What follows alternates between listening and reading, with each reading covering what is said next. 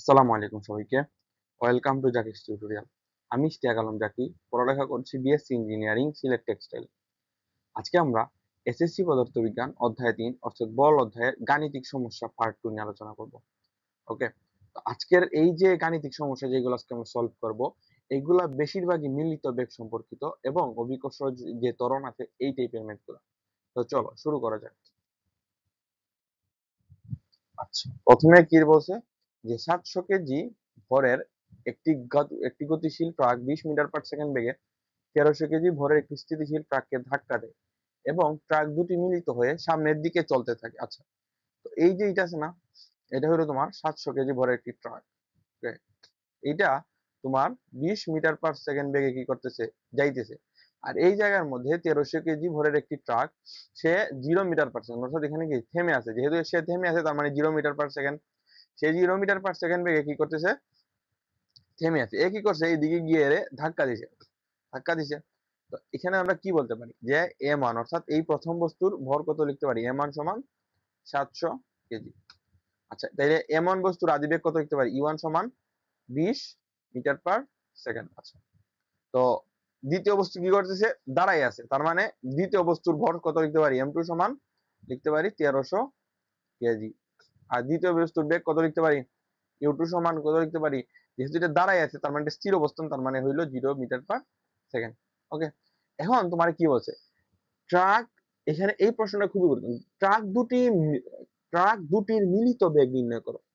আচ্ছা, এখন আমরা কি জানি, যদি এরকম সংঘর্ষ হয় তাহলে আমরা কি জানি, মিলিত ভর ইন্টু মিলিত বেগ ইকুয়াল টু হইলো M one U one plus M two U two. এই সূত্র জানো? এখন তোমাদের মনের মধ্যে প্রশ্ন আসতে পারে যে স্যার, আপনি M one U one M two U two equal to M one V one M two V two শিখাইলেন, কেন স্যার আপনি এখানের মধ্যে এসা এম ভি লিখলেন? কারণ স্যার আমি যখন শিখাইছিলাম তখন তার আদি বেগও ছিল, শেষ বেগও ছিল। এখন স্যার শুধু তারা কি করতেছে, ওরা সংঘর্ষ হইতেছে, সংঘর্ষ হওয়ার পর এদের বেগ এবং কি করতেছে, ভর হইতেছে। বুঝতে পারছো? আশা করি বুঝতে পারছো। আচ্ছা, তো এখানে আমাদের কি করছে, মিলিত বেগ নির্ণয় করো। তাহলে এই যে মানে ক্যাপিটাল এম যেটা, এটা হইলো মানে মিলিত ভর, অর্থাৎ দুইটা যুক্ত হওয়ার পরের ভর, অর্থাৎ 1300 প্লাস 700। বুঝতে পারছো? এখানে কি হবে, এখানে হবে M one U one plus M two U two divided by কি, ক্যাপিটাল এম। বুঝতে পারছো? আচ্ছা, এই জায়গার মধ্যে কি হবে, 700 গুণ কত হবে, 20 প্লাস 1300 গুণ 0। এম এর মান কত হবে, এম এর মান হবে 2000। বুঝতে পারছো? আচ্ছা, তাহলে এখানে কত হয়, 7 দুগুণা 1400, আর এখানে নিচে দাঁড়ায় 2000। এটা তো কিরকম কিরকম জানি লাগতেছে। 7 দুগুণা 1400, 1400 না, 7 দুগুণা 14, আর এখানে 1400 না, এটা 14,000 হয়। রাইট, তাহলে 14,000 ভাগ 7,000 সমান কি, 14,000 ভাগ 2 সমান 7 মিটার পার সেকেন্ড। বুঝতে পারছো? আশা করি বুঝতে পারছো। এখন এই জিনিসটা কি, যখন তোমাকে মিলিত বেগের ম্যাথ গুলা দিয়ে দিবে তখন একদম শর্টলি কি করবা, এই বাচ্চা যে সূত্রটা আছে এই বাচ্চা সূত্রটা একদম মনে রাখা শেষ করে ফেলবা। ওকে, এটা হইলো প্রথম। নেক্সট, এখানে কি বলছে, 40 কেজি এবং 60 কেজি ভরের দুটি বস্তু যথাক্রমে 10 মিটার পার সেকেন্ড ও 2 মিটার পার সেকেন্ড বেগে পরস্পরের বিপরীত দিক থেকে আসার সময় একে অপরের দিকে ধাক্কা দিবে। আচ্ছা, এই যে এই জায়গার মধ্যে দুইটা কথাটা মার্ক করো, একটা হইলো বিপরীত দিকে, একটা কি, এটা হইলো বিপরীত দিকে। তো একটা যদি যায় এই দিকে আর একটা যাবে এই দিকে। আচ্ছা, এটা আমি তোমার দেখাই দিই, আমি তোমার একটা আইকা দেখাই দিই। এই কি করছে, ধরো 40 কেজি ভরের একটা বস্তু, সে 10 মিটার পার সেকেন্ড বেগে কি করতেছে, এদিকে যাইতেছে।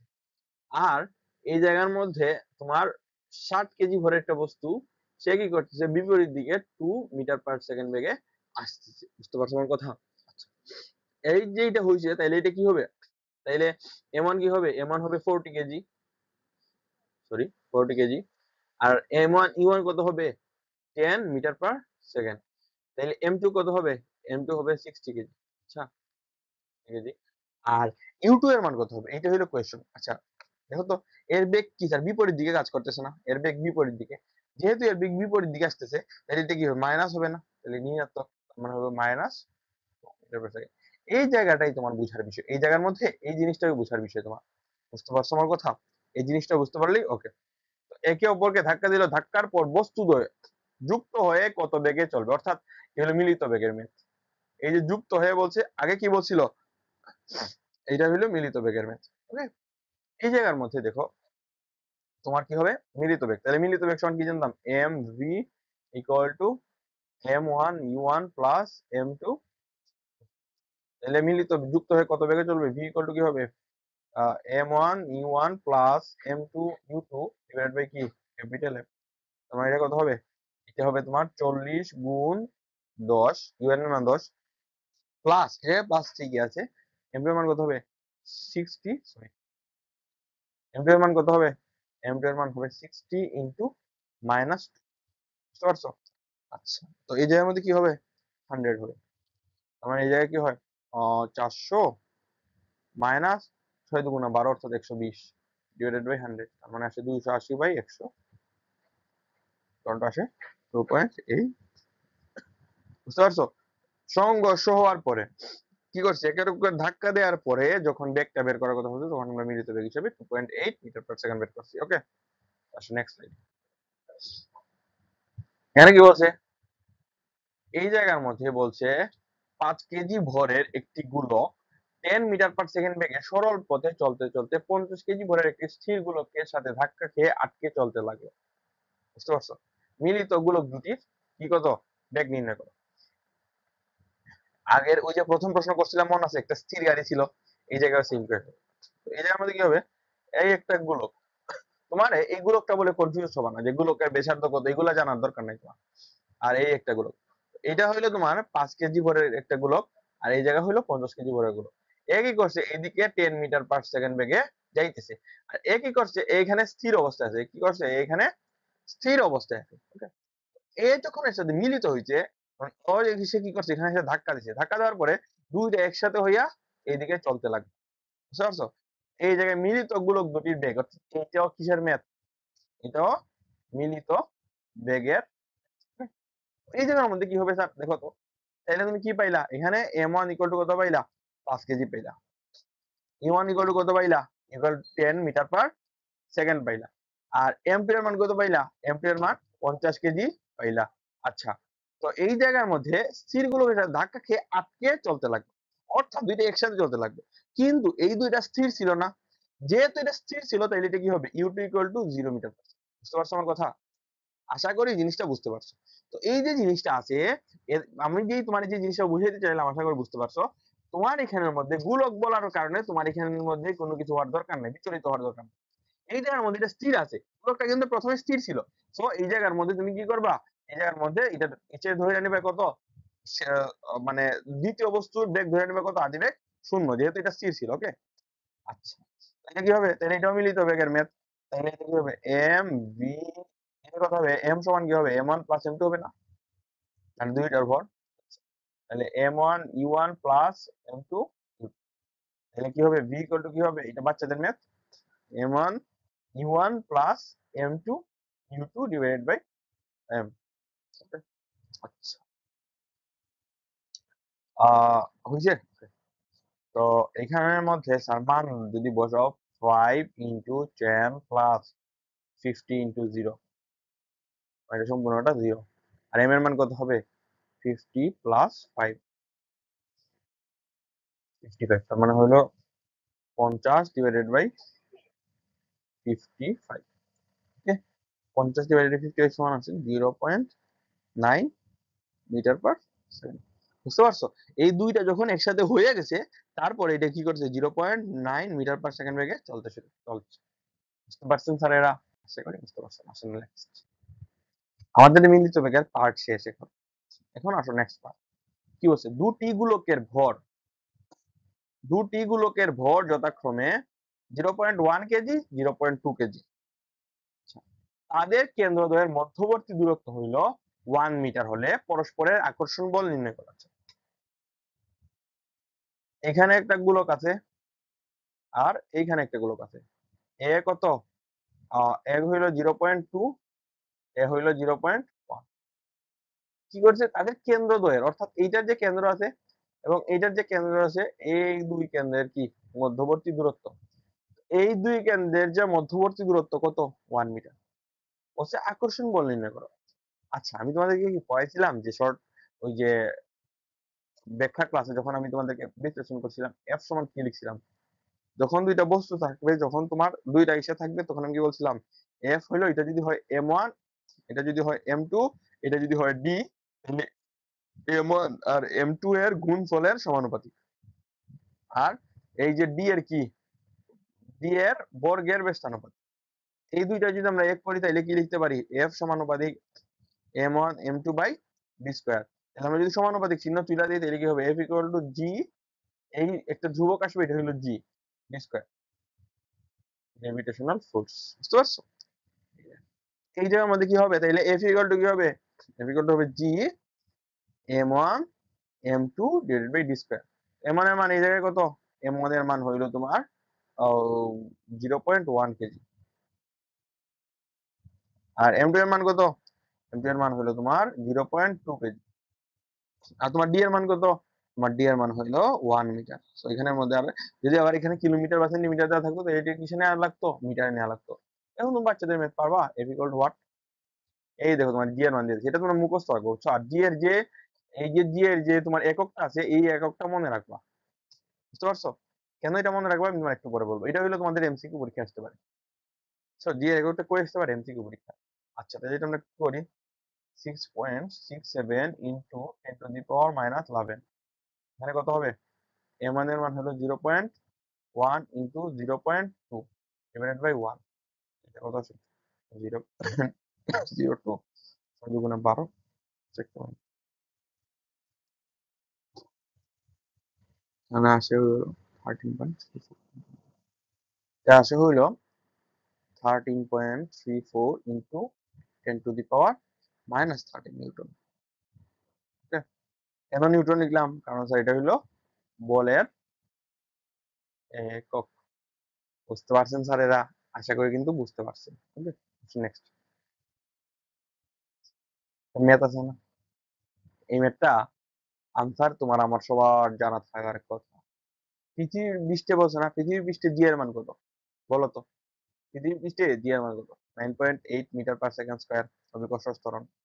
এইটাই হলো এটার আনসার। হ্যাঁ, এখন তোমাকে একটা ম্যাথ দিল, তুমি স্যার কি করলা, যে স্যার আমি তো জানি জি এর মান হলো 9.8 মিটার পার সেকেন্ড স্কয়ার, তাহলে কি হইলো না। তো এই জায়গার মধ্যে আমি তোমাদেরকে লাস্টে একদম যে বেসিক ক্লাসের যে লাস্টের যে কনসেপ্টটা বলে দিয়েছিলাম এইটাই আমি পড়েছি। এই জায়গার মধ্যে আমি কি লিখে দিয়েছিলাম, যে স্মল জি অর্থাৎ অভিকর্ষ ত্বরণ ইকুয়াল টু কি হবে, capital G into M divided by কি আর স্কয়ার। ওকে, তো এটা বুঝতে পারছো, এখানে ক্যাপিটাল জি মানে কি, ক্যাপিটাল জি হলো 6.67 ইনটু 10 টু দি পাওয়ার, মানে এটা হলো গ্র্যাভিটেশনাল ফোর্স। ওকে, এটা হলো একটা কনস্ট্যান্ট। তারপর এম এর মান কত, পৃথিবীর ভর হইলো 6.4 ইনটু 10 টু দি পাওয়ার 24। ওকে, আর এই যে আর স্কয়ার, তাহলে আর এর মান কত দিয়েছে, এই দেখো আর এর মান দিয়ে দিয়েছে 6.6 ইনটু 10 টু দি পাওয়ার কত আছে এটা, 24 আছে। এটা যদি আমরা মিটারে নেই তাহলে কি হয়, এখানে ভুল লিখছে। আচ্ছা, তাহলে আমরা মিটারে যদি নেই তাহলে হবে 6612 ইনটু, একটা এখন দেখা মিটার না লেখা যায়, এটা আছে কত 6612 3 4 5। আচ্ছা এটা হবে 6.6 10 to the power 6, R R square না, তাহলে এটা হবে স্কয়ার, এখানে হবে 10 টু দি পাওয়ার 6 হবে। ওকে, আচ্ছা এটা হয়তো টাইপিং এ ভুল হয়েছে। এটার মান কত আসে একটু দেখি, এটার আচ্ছা এটার মান দেখার দরকার না, এটার মান 9.8 মিটার পার সেকেন্ড স্কয়ারই আসবে। ওকে, তো এই হইলো কাহিনী। ওকে, ডান। কি হইলো এটা, খালি কেন, খালি এই কারণেই তোমাদের একটা আমি ম্যাথ পড়াইছিলাম লাস্ট ক্লাসে, মানে বেসিক ক্লাসে সেকেন্ড ক্লাসে কি পড়েছিলাম, তোমার যদি m1 এর মান দেওয়া থাকে, m2 এর মান দেওয়া থাকে, u1 এর মান দেওয়া থাকে, u2 এর মান দেওয়া থাকে, তোমার যদি তখন বলা হয় যে v1 বের করো আর কি বের করো v2 বের করো, পারবা?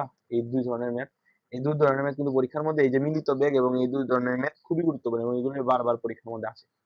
বুঝতে পারছো? আচ্ছা, তাহলে এগুলো সূত্রটা আমি আবার একটু রিক্যাপ করে দিয়ে দেই।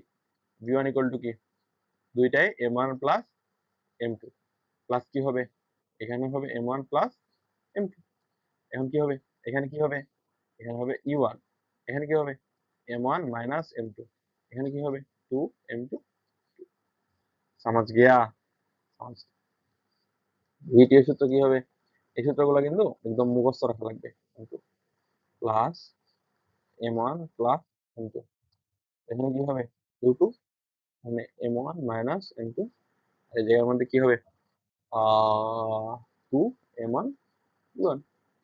দ্যাটস দা v1 এর v2 এর সূত্র, এবং v2 এর মান বসাইবা, যা বসাইবা তাই आंसर। বুঝতে পারছেন স্যারেরা? আশা করি আপনাদেরকে বুঝাইতে পারছি। তো আমাদের দেখতে দেখতে বল অধ্যায়টাও কি হয়ে গেছে, বল অধ্যায়টাও বেসিক ক্লাস কমপ্লিট হয়ে গেছে। সাথে আমরা গাণিতিক কিছু সমস্যাও দেখে নিচ্ছি, তাই না? আচ্ছা, আমরা এখন নেক্সট আমরা একটা চ্যাপ্টার শুরু করব। তোমাদের বল অধ্যায়ের প্লেলিস্ট কমপ্লিট। তো এইগুলা যাদের, এই ক্লাসগুলা কাদের জন্য, এই ক্লাসগুলো হলো যারা ধরো মানে একদম বিগিনার, বা যারা ধরো আগে পড়ছে ভুলে গেছে, এই ক্লাসগুলো শুধু তাদের জন্য। আর যারা পারো তোমরা সিকিউ সলভিং গুলো করো, ওকে।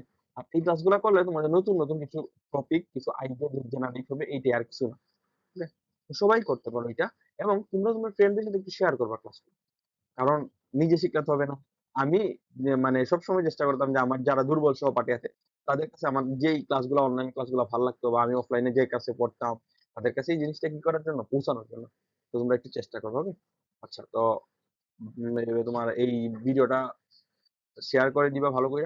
আর আমাদের এই যে জাকিস টিউটোরিয়াল আছে না, এই জাকিস টিউটোরিয়ালে একটা ফেসবুক পেজ আছে, যেখানে তোমাদের এই ক্লাসগুলো আপলোড দেওয়া হয়, আবার এখানে গুরুত্বপূর্ণ কিছু ইনফরমেশনও কি করা হয়, শেয়ার করা হয়। তো এটা তোমরা ফেসবুক পেজে থাকতে পারো, ফেসবুক গ্রুপে যুক্ত হয়ে আমাদের এই ক্লাস নোটগুলো তোমরা গ্রুপে সাবমিট করতে পারো। ঠিক আছে? আর কি করতে পারো, আর আমাদের ইউটিউব চ্যানেলটাকে একটু কষ্ট করে সাবস্ক্রাইব করে দিবা, এবং ফ্রেন্ডদের সাথে শেয়ার করে দিবা, ওকে। তো ভালো থাকো, ইনশাআল্লাহ দেখা হবে নেক্সট ভিডিও। আল্লাহ হাফেজ, আসসালামু আলাইকুম।